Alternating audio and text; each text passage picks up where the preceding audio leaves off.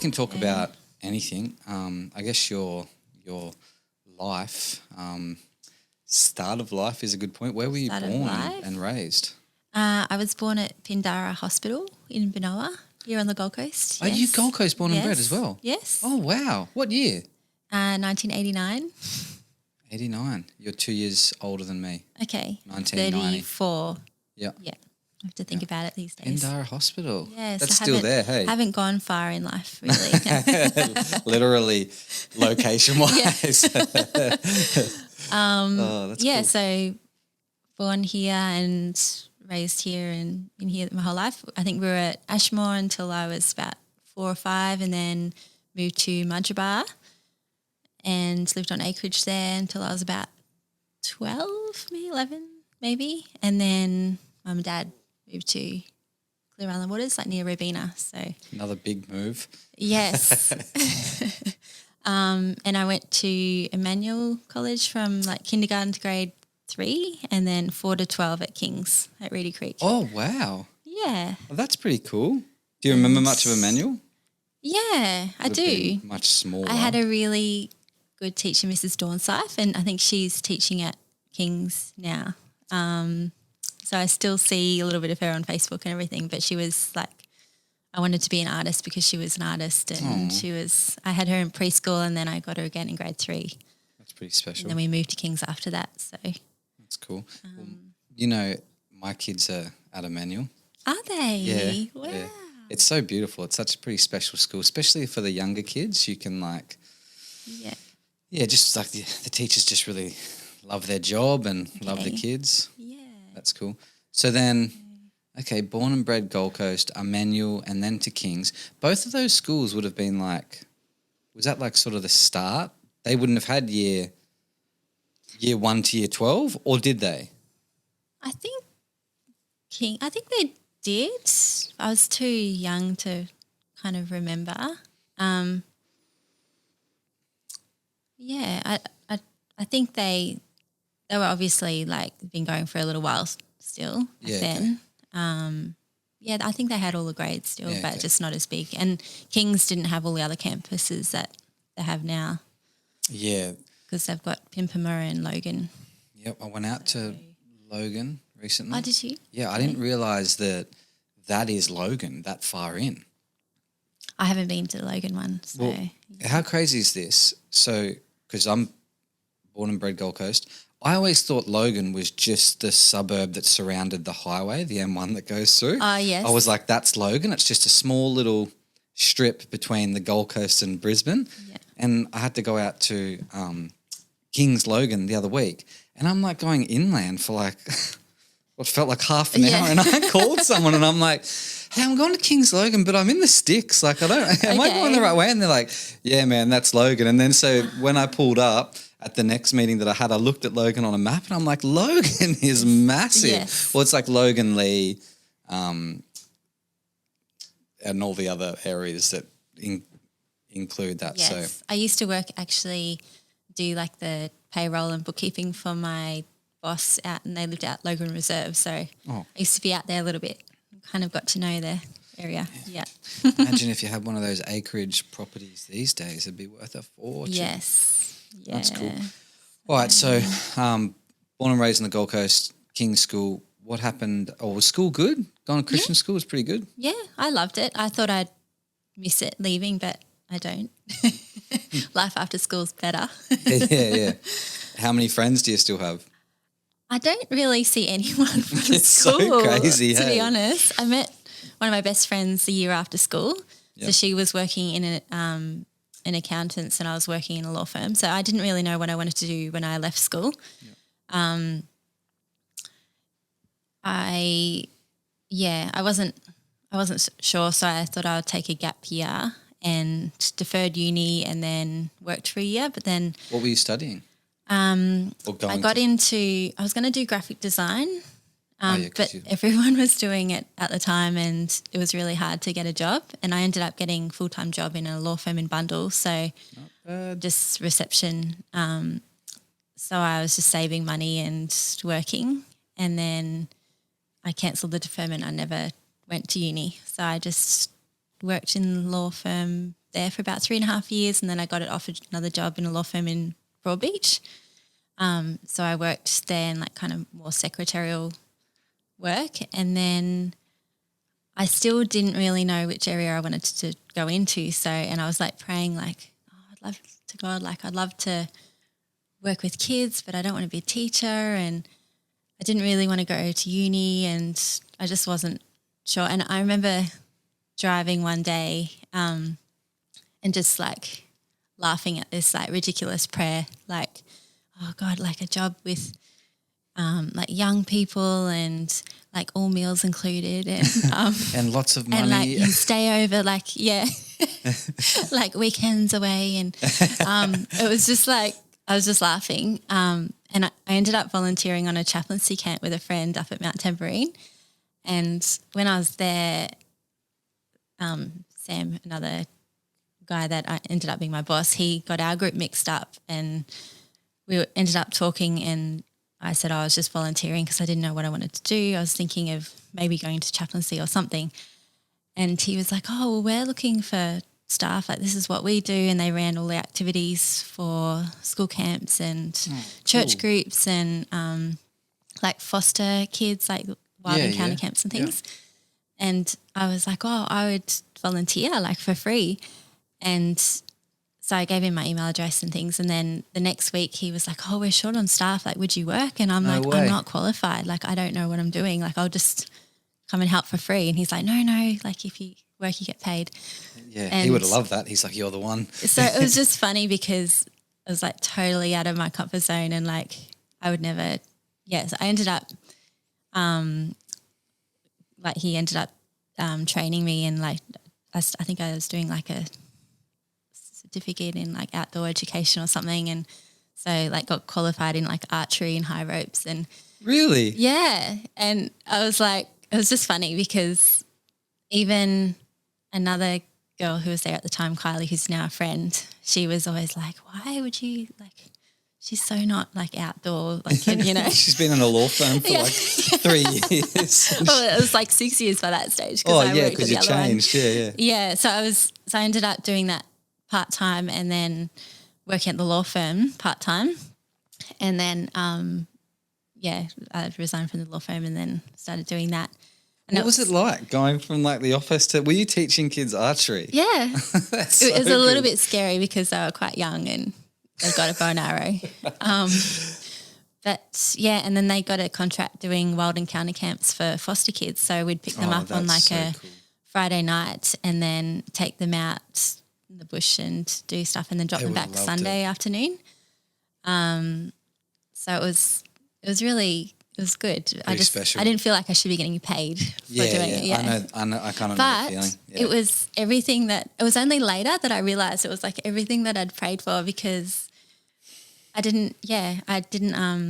Well, we'd get there early, so you'd get breakfast, morning tea, lunch, afternoon tea, dinner, dessert, like in between the sessions. All the meals paid for. And weekends away. Yeah, weekends away. We'd stay in the cabins overnight. If it was like a 3-day camp, like we would just stay there, and it was like working out with the kids, and it was just funny. Isn't that crazy when we pray for things sometimes and then like it's happening and you don't realise, and then like you said, it's not till later, excuse me, that you're like, oh wow, you answered my prayer, God. Yes, which is a good point. Absolutely. So you went, when you prayed in the car, did you say? Yeah. So it sounds like you had a pretty solid faith, because you know, you're praying for direction and for something that's not get me out of this hole that I've put me in, which is where a lot of people find God. So where did that like belief start? Was that it? From a young age, yeah. So my mum became a Christian when I think I was a few months old. She had a bit of a health scare. Ended up going to like healing meetings at Reach Out. No way, Merrimack. Yeah. Oh, wow. So she became a Christian, and then it was about 5 years later my dad did. So she had like 5 years of, it was hard, like none of her friends, and she was like, her and her mum, I think in New Zealand, were the only ones. So hang on. So my mum's from New Zealand. Oh, okay. So family. She was going to Reach Out here. Yes. She was living here? So I think my nan became Christian first. I don't know if it was very like long before Mum did, but yeah. So my mum came over when she was 19 and did like a working holiday with a friend and met my dad working in the bank. So that's how they met. Yeah. Oh, cool. And it's a healing meetings at Reach Out. So did you grow up in Reach Out? Yes. Oh, what? Yeah. So until like my whole life pretty much. Wow. Yeah. What was that like? Yeah, it's kind of an older church. Like there weren't many young people. So and I really didn't like going to kids' church, so I would just sit upstairs with Mum and Dad and colour in or something. So I was kind of listening to the messages the and messages stuff. and Man, was Brad Otto? Yeah. He was there. I met him recently. Okay. He came to a fundraiser we did, and he said he was at Reach Out. He was there for years or something. Yeah, I don't know them. Like I think because I was a child. Yeah. And he might have been leading youth or something at that time. I think he said that. I can't remember. Yeah. And then when I was older, I think probably late teens, I worked in the creche there for a few years, and then I was asked to fill in for the music team, like play keyboard, and I like resisted it for ages, and then they were saying, "Oh, please, can you just fill in for Murray, one of the ones in the while he's going away, like just for a few weeks?" And I was like, "Okay." And then he never ended up going away. It was only later, and then I ended up playing for like 8 years in the music team. No, well, he's still in the team. So I was like, how did I get roped into this? But I did really love it. Like, I enjoyed it. So that's cool. I was there every week doing keyboard. That's cool. Reach Out's a special place.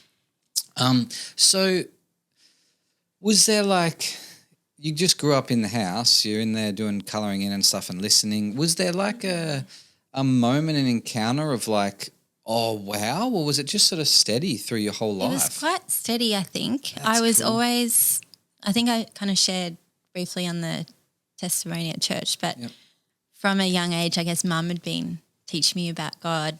And so when my dad wasn't a believer, I'd be like really on his case and be like, "Daddy, like, why don't you love Jesus?" And just from like a little kid.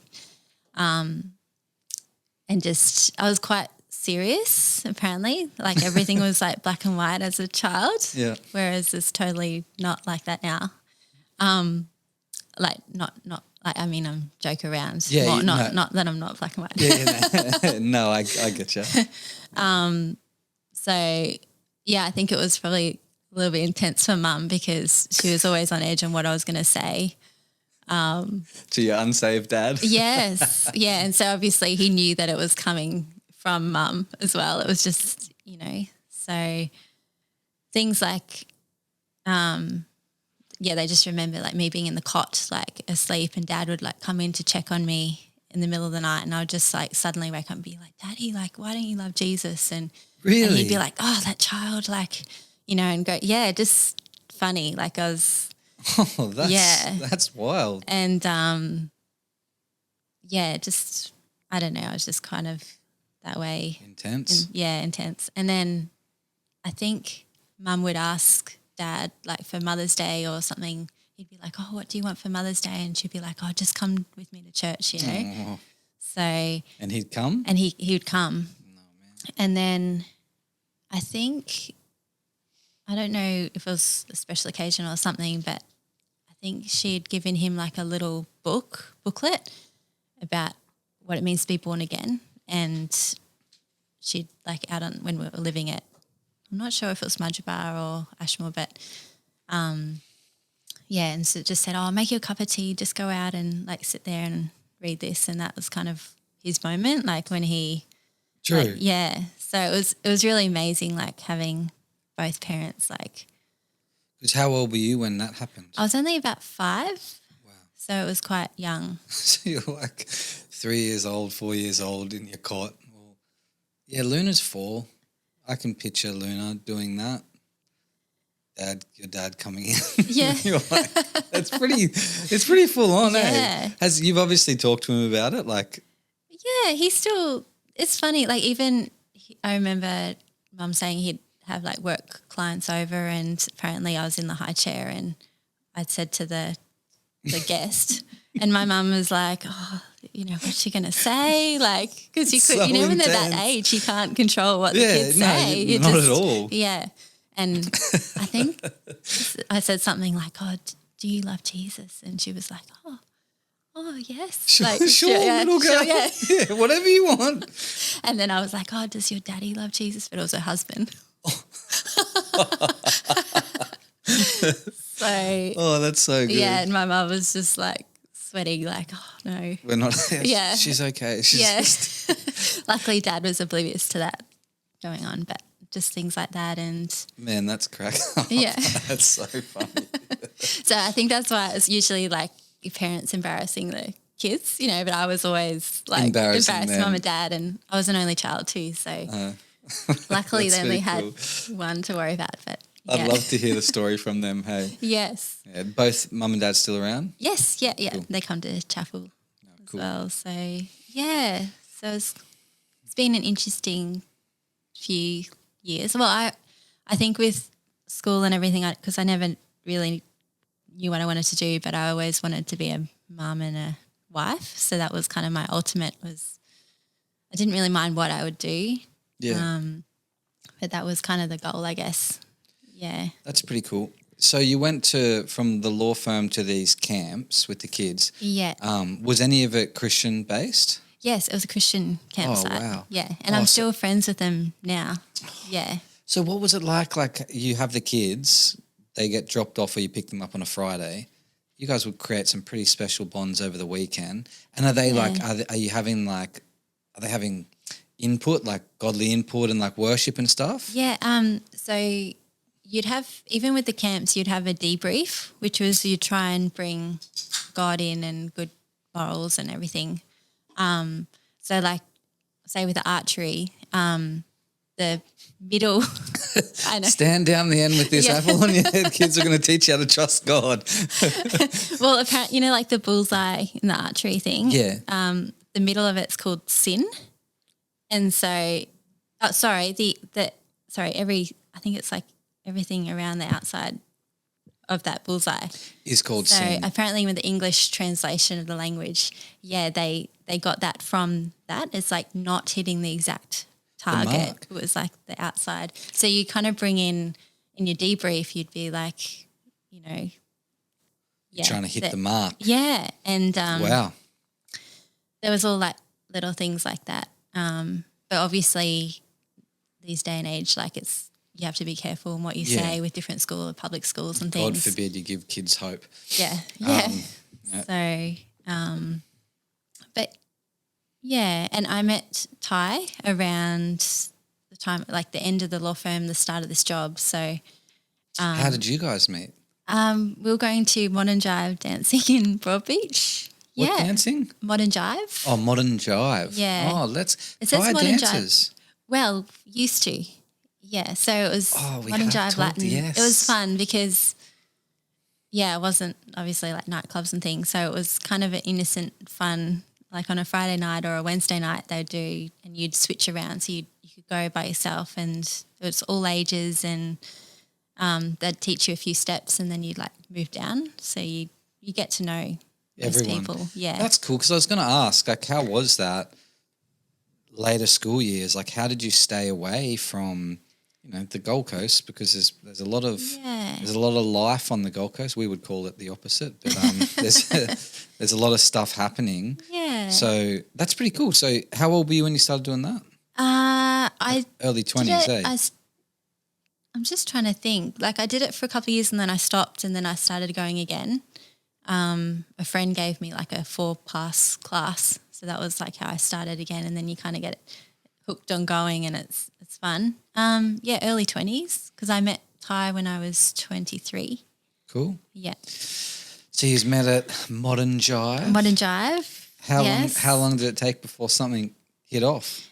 It was, he asked me the same night I met him if I was going to the dance concert on the weekend. Nice, Ty, smooth. And I Very smooth. I was like, I'm actually going to the blues festival with some friends, but I might go after. And he's like, I was thinking of going to the blues festival too. I was like, you're welcome to join us. So he came like to Broadbeach first, and with my group of friends. Actually, Anya was there that night. Really? Yeah, because I was friends with Anya when she first. So I used to go to her brother-in-law Mike, his Bible study for about 8 years, and so when they came over from South Africa, he was like, "Oh, I'd like you to meet my sister-in-law," and Oh, so man, that's cool. yeah. So one of wow, the first small friends. world.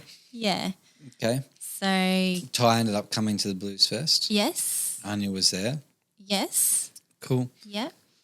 Trying to think, probably know other people. The small world, like the Christian circles on the Gold Coast, is small. Everyone knows someone. You see it all the time. I was talking to someone about it yesterday, about them coming to family time, to church on Sunday, and they're like, "Yeah, we didn't come together, but the pastors from my mum's old church are here and they're friends." And I was like, "Oh, yeah, I hear that a lot. Hey, people know each other from other areas, and it's kind of cool. It's not kind of cool. It is cool. It's pretty special." Yeah.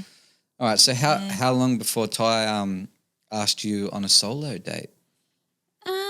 Or was that classified? That was kind of, well, we went to this other dance concert after. Yeah. Nice. And he'd saved me a seat, and he was very chivalrous, and yeah. No surprises there. So, well, I think with our cars where we were parked, he came back because I was parked in the Oasis at Broad Beach, and I just remember like he was in the passenger seat, and there was a zebra crossing, and some people were, I'm like, "Oh no, you go." And then as they started walking across, Ty reached over and like beeped them, and they go, and they were like, "Oh, I'm so sorry." And like, was he being funny? Yeah. I was like so embarrassed. I'm like, "I'm so slow." No, you can keep walking.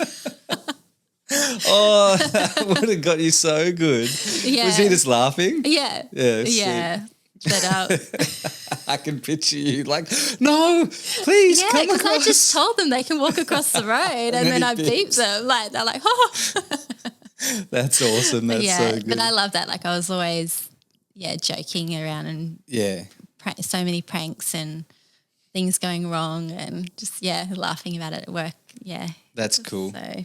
That's so cool. So you guys got together pretty quickly after that? Yeah. Just flowed on? I think, well, he had a trip booked to Portugal and Spain a couple of weeks after that, and he was gone for like 2 months or something. But there's so much communication and talking like WhatsApp and you guys were every using day. WhatsApp? Yeah. Ahead of the times. I know. Come on. So I'm not that old. No, but like people are just on smashing out WhatsApp the last few years. Okay. It worked overseas. It was, you pick it up. That's like the Brazilians. They brought it over here, I reckon, most of them. Yeah. So we got to know each other really well. There's so much communication, and so I just felt like we knew each other.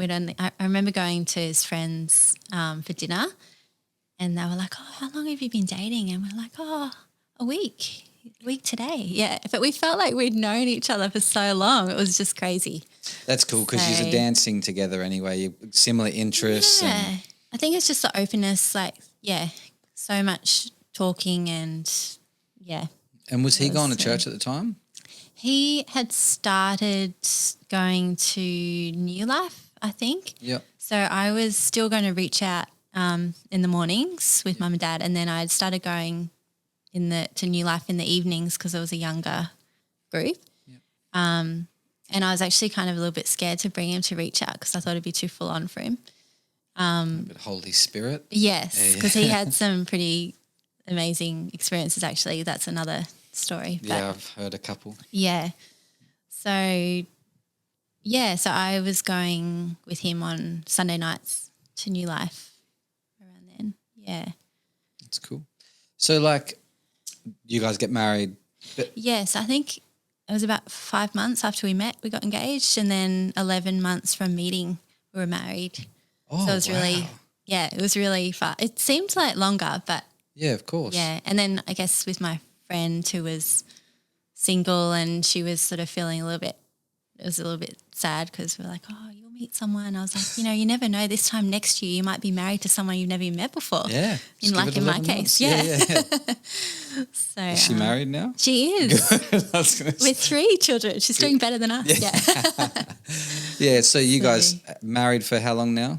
It will be 10 years this year. Wow. Yeah, in April. Married 10 years, two boys. Yes. 2 little legends. Yes. So I left the job when I was pregnant with Elijah, the camp job. Yep. And I started working as like a mobile educator in my mother-in-law's Montessori school.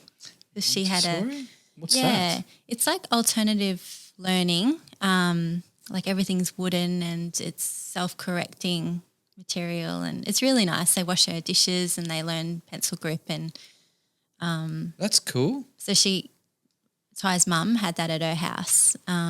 Is it like an alternative for kids that don't like function well at school, or is it just an alternative for? I think it's because they're from Zimbabwe, so I think it's bigger over there. Kind of like Steiner. I don't know if you've heard of Steiner. No. It's different, but it's I don't think they have proper schools here, like up to year 12 in Montessori style, but I could be wrong. It sounds cool. Yeah, so she had a really nice setup in her garage and had like, science, maths, English, every kind of theme, and they would work on the mat and then they would learn the phonics. And so it was good for Elijah. Elijah went for a couple of years because it kind of helped him a little. He was a little bit ahead before his starting school as well. But I think there's one in Madrabar as well. So she ended up closing that down. So. Oh, finished. Yeah, so unfortunately Oliver missed out on that one.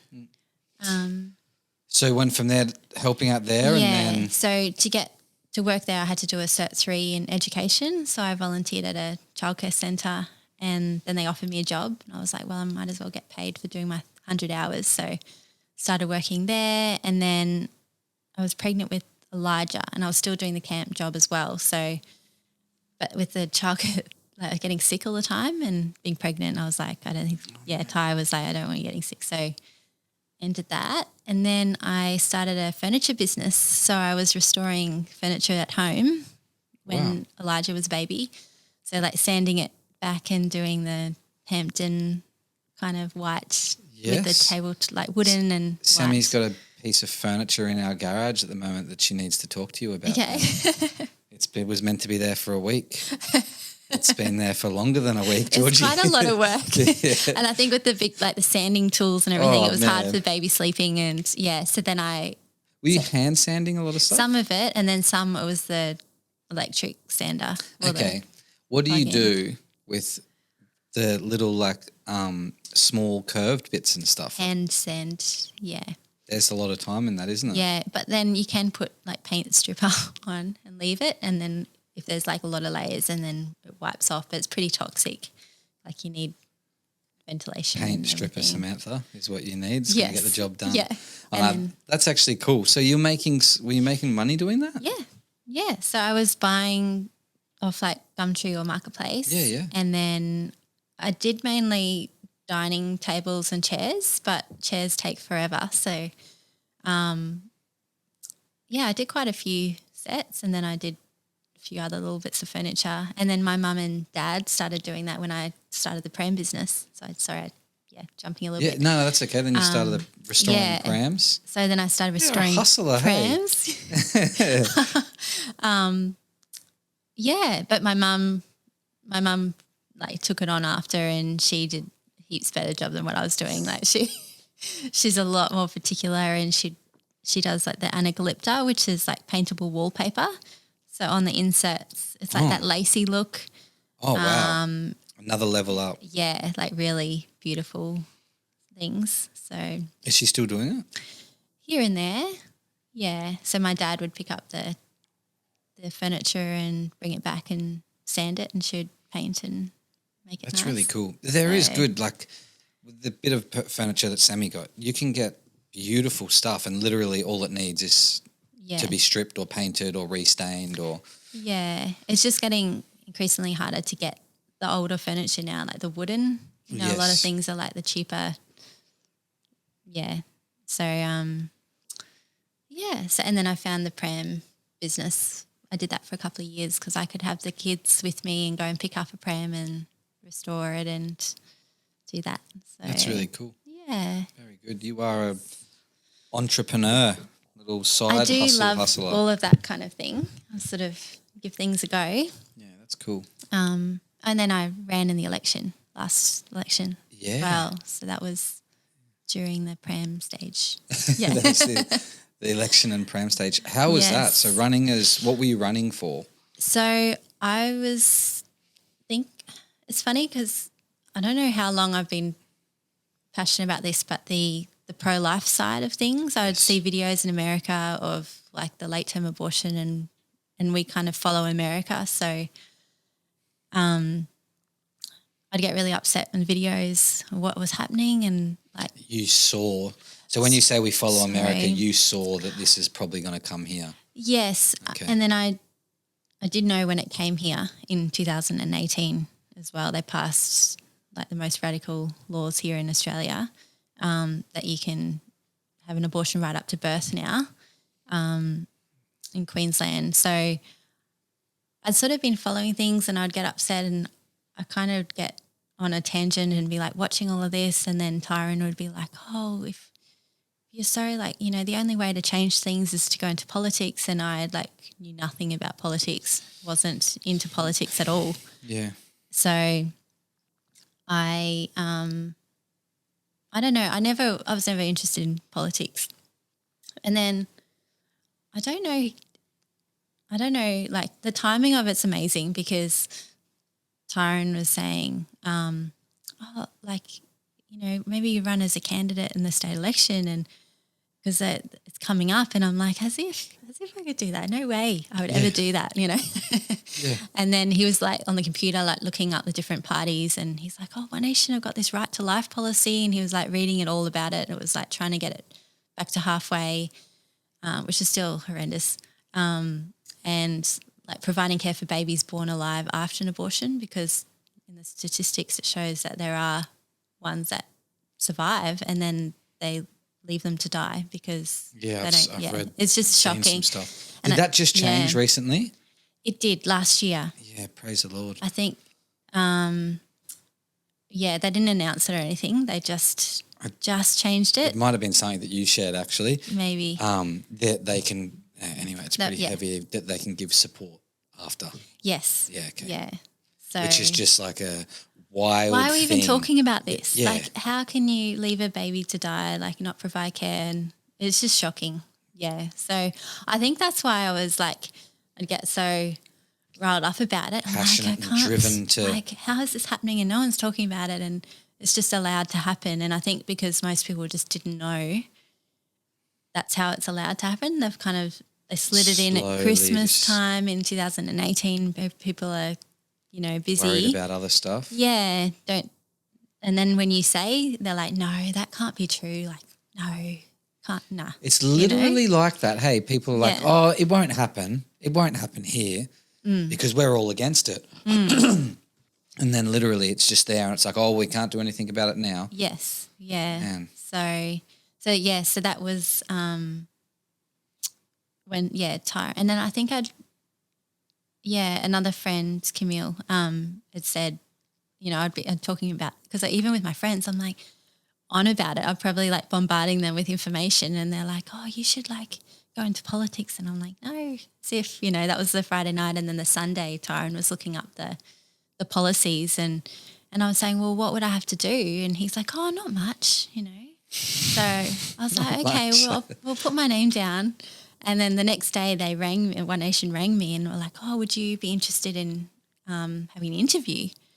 And I had like Oliver in the back, like he was only like 1.5 at the time, and I was picking up something off Marketplace and I'm like, oh, can we make it tomorrow? Because they said, oh, like this afternoon or tomorrow. And I was like, tomorrow would be good, because I had to download Zoom. I never used Zoom before, and organise like mum and dad to like look after the kids while I did it. So it just all happened. And then with the interview, I'd only got the mail out of the letterbox like previously I had like the mail sitting on the table, and I think they had asked like, oh, so do you know who the current candidate is for Burleigh? And I was like, oh, are you talking about Michael Hart? Like it was literally a brochure like that come in. Like I was so oblivious to everything going on. And they're like, yes, yep, that's right. Oh, and she's all over it. Yeah, yeah. She's studied her opponents. Because I knew the pro-life stuff like really well. I knew all the ins and outs and like, but I just didn't know all the other topics. So like energy and all these things that were going to be talked about in the election. So, but I was like, if God wants me to do it, I'll do it. You know, I'd rather not do it, but if no one else is going to do it, I'll do it, cool. You know, and if he wants me to do it, he'll get me through each thing. So, and it's probably good not knowing what was ahead, like all the things that I would have to do, because then I would have been like, oh no, I can't do that. Can't do that, no way, yeah. Well, so you ended up running. Your face ends up being on these posters totally that are another around thing the out street. of my comfort zone, yeah.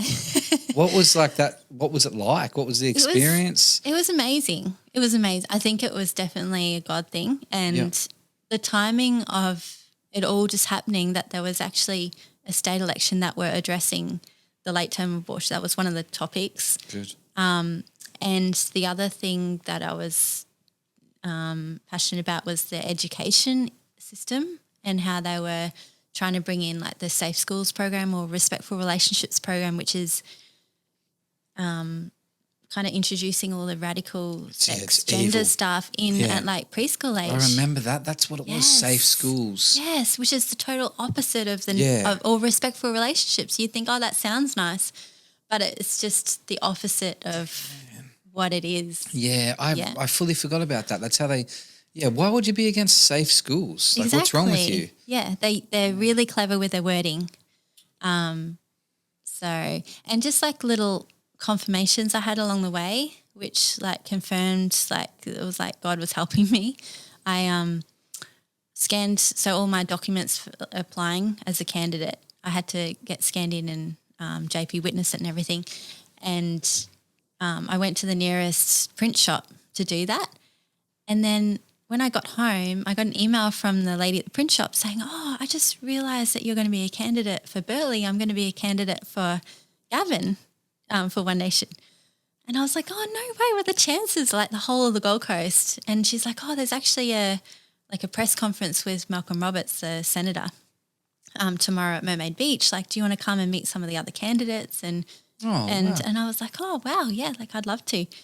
And so went the next day, and then he like put us on the spot, and we're like, oh, we've got a few candidates. We might as well just do a live interview now. Like, yeah, and so I just remember him like asking me about, you know, the abortion stuff and a little bit about me and like, you know, what do you think about energy? Like what the energy prices? And I'm like, yeah, it's not good, is it? Like, oh, no way. So looking back, because I think it's like on YouTube still, I just laugh like, because it was such a learning curve for me. Like yeah, of course. 8 weeks before the election applying. So I had like 8 weeks to like suddenly learn about every topic and my stance on each topic. And I wish like I knew now, because I could have said so much more. But it is what it is. You're there because you're passionate about one thing. Exactly. So I can see energy. Someone's got to do something. I was like, what's that got to do with anything? Oh, that's so funny. So, but it was just, and then I'd actually parked outside a friend's house, so I didn't even know who was there, who was like super passionate with politics, and got reconnected with her as well, and she helped me through the election. And down at Burleigh, they had Anastasia was going to arrive one day, and some days I had no volunteers because it was just friends and family. Like we didn't know chapel or anyone back then.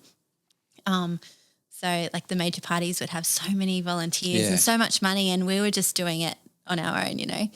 And I remember just they were getting ready for Anastasia's arrival, and it was literally me and one other friend. I think it might have been Claudine, you know, from Claudine Comes to Chapel too. Oh, yeah. She had so many amazing friends that just came and helped and stood there for me, like even though it was inconvenient. We had little kids, and Yeah, it was just amazing. And anyway, we're all standing there, and I think it was either me by myself or one other volunteer, and like so many volunteers or everyone else. And Anastasia never ended up coming. Like she just decided not to get off the bus that was touring around. But at that moment, this plane flew over and it had Labor legalised abortion up to birth. And it was just the timing, and they were like, oh, Georgie, like how much did that plane cost? And I'm like, it wasn't me, like, but that's amazing. You know, it was just the time. Wow. I was like, thank you, God. Like it was like he was, yeah. So it was just that's little awesome. little thing like confirmations along the way that helped me. It was just quite special. So, what an experience, hey? Yeah, and I'm not one to get into confrontations with people anyway. Like I made a lot of friends. Like I was happy to talk to anyone and agree to disagree. And I think actually Michael Hart, who was in the LNP, he like bought me a birthday cake while we're down there. We were like one of the, I know a lot of the other polling stations, they were like fighting and everything. Like we had a really nice group. That's cool. Who ended up winning? Michael Hart. So it actually came down so close that they relied on the One Nation votes, like my people who had voted for me, that got Michael Hart back in, and he'd voted against late-term abortion. So if I hadn't have run, Labor would have got in that seat. So I thought they'll really hate me.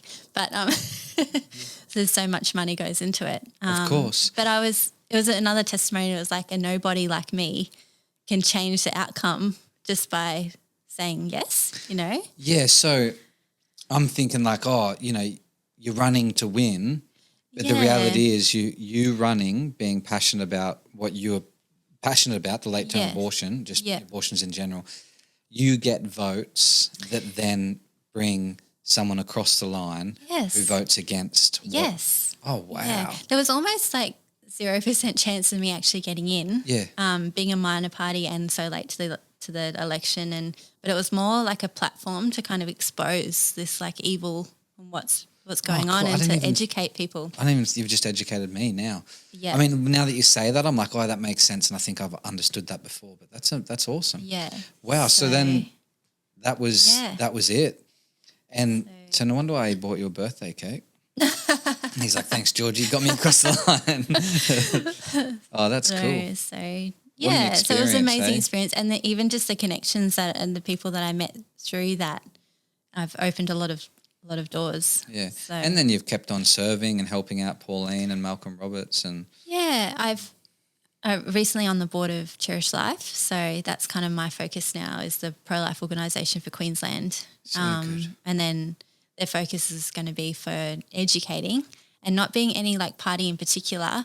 It's like supporting pro-life candidates, which I really like. That's cool. So anyone who's got those, I guess, strong Christian values or that conviction, like we want to really support and help those people. So. And Christians need to, I think for a long time they've, Marshall talks about it and brought my awareness to it. We're like, politics, it's not for us. Like it's it's rubbish. It just let it do its own thing. Yeah. But it's really encouraging to hear the impact and influence you've had. And then now to be on the board focused on Cherish Life, which is what you care about, and not being asked about energy, which you don't have any idea about or care for. But that's cool. That's really encouraging for people. It is. It's like the more that you know, the more interesting it becomes as well. So now I am like interested in what and who, who people are and what they say, and if they vote the way in Parliament that they say they're going to vote and things like that. So I must say, being around it for what we were all a part of over the last few years, and seeing like some of the candidates and seeing what's happening, I was like, I could do that. Like it is. It becomes exciting. Yeah, and you're like, man, and especially with the church community is huge. We can have a massive impact. Yes. Like we're actually passionate people that regularly do things and go to things, not just people that don't care about the community and what's going on. So well, that was the 2020 election, and it was we hadn't found chapel by that stage. So it was amazing even coming to chapel and then Marshall and everyone being open to the political side and caring, and it was really exciting because it sort of continued on and we could like help. That makes sense. That makes so so it was sense. like, what's the chances of, and one of the only churches on the Gold Coast that were willing to Vocal and supportive, passionate about that. Sad, eh? Yeah. Well, man, that's like 46 minutes has just flown by. But hey, we are Testify podcast. I like your story. I like, that there's not this testimony of rebellion and going into the gutter and then having to find God again. It's just you're raised in church with your colouring in book in the service with your parents rather than down in kids' church, and just a faithfulness and just like a... It's not that you never sin, like definitely you always still like fall and do the wrong thing and here and there, but I think it's just that coming back to the Lord each time, or so good. Just always wanting that desire to be close to God and not get far, Good. Don't, because I know that even hard times in my life, it's like God is the only restorer. Like, you can confide with friends and get advice and different things, but like it's that closeness with God that like he'll like heal your heart, or and I'd have like worship in the car. Like that was a big thing driving to work. It was like my time with having the worship music on, and just like even if you're going through a hard time, like that spirit of heaviness, like put on the garment of praise. I always thought like that's my go-to if I'm that putting that focus on him rather than troubles or what's going on around. I know it's going to be okay because God's in control. That's good. That's gonna inspire and encourage some people, and I really like your story. Hey, that's awesome. So let's finish on that note. Thank you, Georgie, for your time. Thanks for joining us, and man, we just love the influence and the impact you've had on our community and the care. The care that you have for so blessed to be a part of city this in our country, community and chapel. We love chapel. Awesome. Thanks, Georgie.